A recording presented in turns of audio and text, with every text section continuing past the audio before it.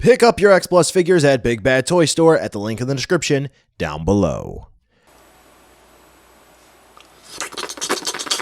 Kaiju, Dragon Ball, Pokemon, and more. It's Steven's Toy Reviews. Hello there, collectors. It is Steven here, and welcome back to another Kaiju review where we take a look at another entry into the Deforeal line from X Plus, and we are going to be taking a look at Godzilla Earth. We can definitely tell it's Godzilla Earth because he does have that beard, as some folks are calling it, on his chin, so that's how you know the difference. Anyway, another figure of Anime-Zilla here, and it is going to be a chibi one. Considering some folks don't like the design, and this one clocks in at around $55 or so, this is going to be a difficult purchase for even some die-hard X Plus fans. So let's take a look to see whether or not it's worth adding into your collection. Since there are some folks who are MISB collectors, and I just want to give you a little bit more bang for your buck, content-wise here, we're going to take a look at the box. The box is pretty straightforward, not too much going on here. We do have a couple of windows on the front and the sides of the box, and then we just have some promotional pictures here, where Godzilla Earth just looks really nice. He's just sitting on a white backdrop there, so not anything to write home about here for this box. It's pretty straightforward and it gets the job done. On the back of the box, we just have some legal jargon about some copyright information and the fact that you probably shouldn't swallow anything that comes in the box here, like the plastic, because it's a choking hazard. Anyway, let's get on to the actual review of the figure where we take a look at Godzilla Earth here, and I do have to say one thing right away. Woo, he is a big boy. This is one chunky figure, even though, Godzilla Earth is bigger than G14 for all intents and purposes, but even still here in the figure, they did capture that size very well, and oh boy, he has got a big mouth on him. In terms of overall quality, I do have to say that it is very nice. There are no issues with the paint, except for a couple of small areas where some of the wash puddled up together. It looks a little thick in some areas, and to be honest with you, even though they did a nice job getting into that small area, I do think maybe the eyes could have been made a little better.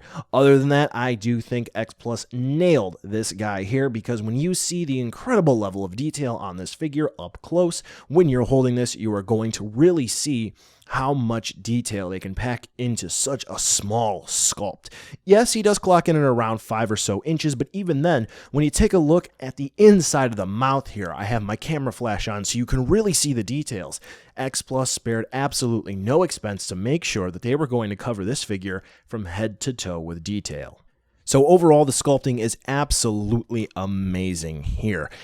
Even so much so that some of the spikes on the figure actually do feel a little sharp. Not necessarily to the point where you're going to cut yourself, but even then, some of the ridges on the jaw and whatnot, they actually do have some weight to them. Now, overall, for the paint, like I was mentioning before, I think X Plus did a very solid job here. But, like I also said, some of the wash and the dry brushing used looks like it got on a little bit too much in some areas, and it did pull up.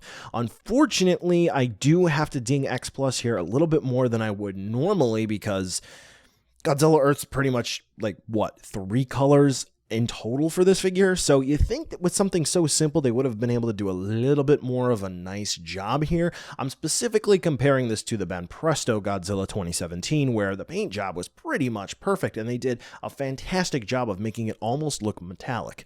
Here, though, even though they really did do the best they could to stay accurate to the color scheme that we see in the movie, it just kind of falls flat a little bit when you have something that's going to be doing the job much better from a competitive company, so that is something to keep in mind.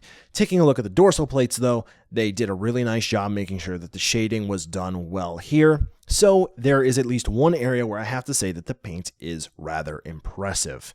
Continuing on throughout the rest of the figure, you're really going to notice some of the more serious sculpting details, like the clearly defined abdomen and even those pecs on Godzilla Earth here. Yeah, Big Daddy Godzilla is going to lay the smackdown on you. We do also have the nice pose for the tail, which is coiled up around him, almost coming up to his arm, which really shows a nice actiony pose. So overall for this figure, whether or not it's going to be the detail found in the mouth or underneath the feet, which is really cool, if it's going to be the pose, or for the most part the paint, This figure does look really, really sweet, and if you're a fan of X Plus figures, I think you're going to like this one. The only downside, though, is that you can indeed see a seam when you look at it from the top.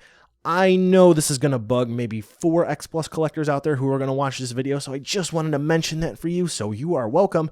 But for everyone else, no one's going to care.